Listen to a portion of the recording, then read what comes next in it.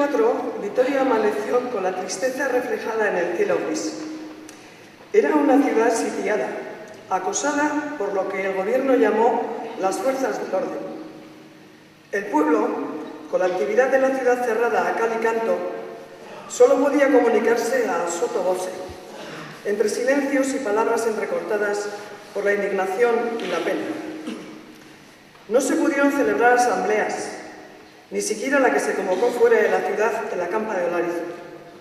Únicamente en Zaramaga, algunas mujeres destaparon su ira y sin miedo, con las ventanas abiertas de par en par, se enfrentaron a las fuerzas policiales llamándoles asesinos. Como respuesta, volvieron a escucharse disparos y ráfagas de metralleta. Nadie podía entrar ni salir de la ciudad. Cortaron las carreteras, las líneas telefónicas e implantaron el terror. Nadie se atrevía a caminar por la calle y los pacos que osaron hacerlo en los barrios sufrieron las detenciones y los golpes de una policía histérica, desquiciada y prepotente. La matanza del día anterior no les molestaba a sus conciencias. Al contrario, parecía que les enorgullecía, que satisfacía y alimentaba su ego más primitivo y también más cruel. Andoni Chasco acababa de cumplir los 23 años y padecía una lesión en un ojo. Se encaminaba a su casa cuando, acosado e insultado por una patrulla de la policía armada, sin darle más opción a la mínima explicación, fue golpeado brutalmente en plena calle. A consecuencia de aquella paliza, del ensañamiento con que fue apaleado, perdió el 90% de su capacidad visual.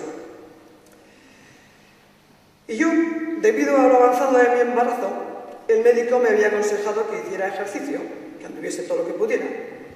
Sabía que no era el día más adecuado para pasear, pero aún así salí a la calle.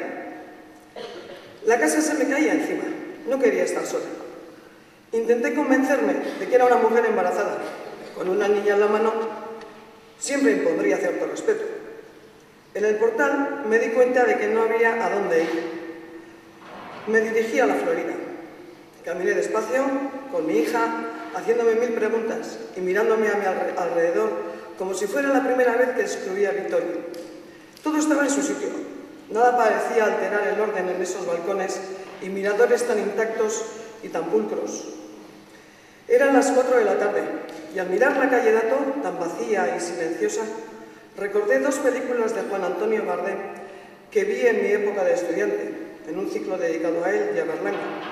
Calle Mayor y Nunca pasa nada.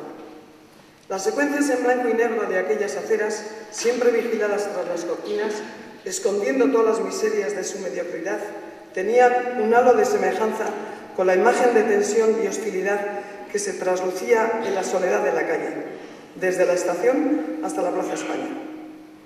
Tuve la sensación de que allí la tragedia del día anterior, la muerte y los disparos de Zaramaga, se habían vivido como algo distante, ajeno a su tranquilidad, como algo de lo que quizás era mejor no hablar. Bastaba con correr los visillos y esperar. Esa era la Vitoria que me había tocado vivir y no me ha gustado.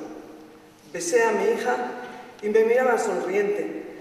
Y pensando en ella, y en la que también llevaba dentro de mí, me ratifiqué todavía más en los deseos de justicia que el día anterior se habían apoderado de la ciudad. Al llegar a la Florida, en la esquina de San Antonio, apareció un coche blindado de la policía armada.